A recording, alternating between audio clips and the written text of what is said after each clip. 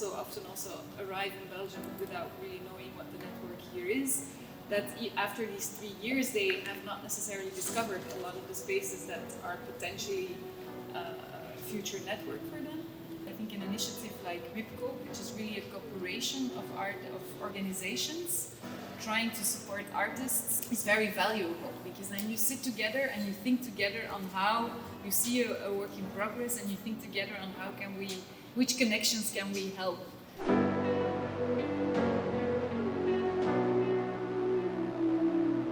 And the second one is, especially if you're working from a position of power, you should try to at least apply some self-scrutinizing criticality about how you deal with your power. Because obviously allow everyone to speak, but people tend to speak more than others, and it's, I think, good to take, if you're in power, take an active role there and not only let it happen. Verkoop jouzelf, toch?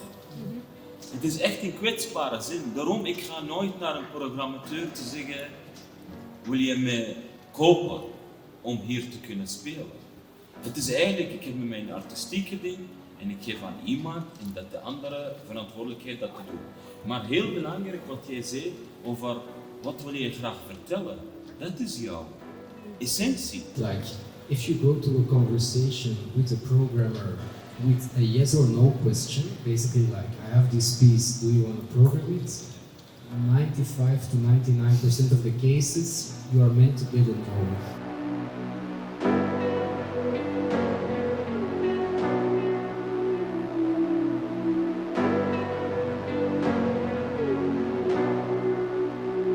Just this person is, hoe zeg dat? De past bij jou. Ja, voilà. This is about relationship. Yes, luck is very important. Luck is very important. But about relationship, really, everything. It's a lot of luck and luck in meeting people, but you meet people either way. So meet the people you want to meet. Don't force yourself to go to any networking events. An event is an event and everyone's there for the same reason. With you, Mohammed, telling that it's by coincidence or by chance, I do think there are strategies, and what you tell me is an example of a strategy, and you can learn them. But in this country, teaching was not considered as an artistic activity because it is educational activity, and it should be also because it should be paid by schools.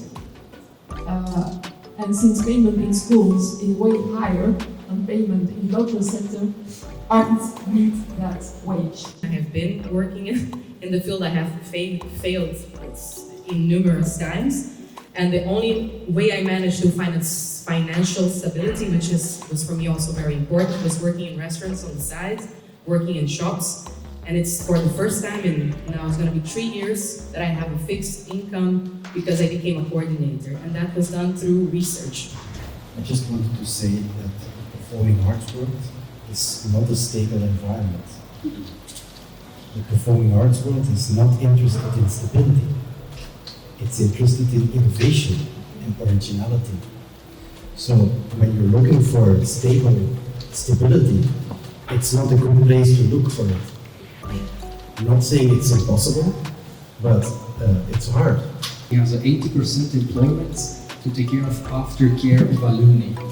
And I think that's a very clever investment from the school also, because he's there in that position to help alumni to find their way into the fields. I think what the master is also trying to do is about learning how to communicate your work.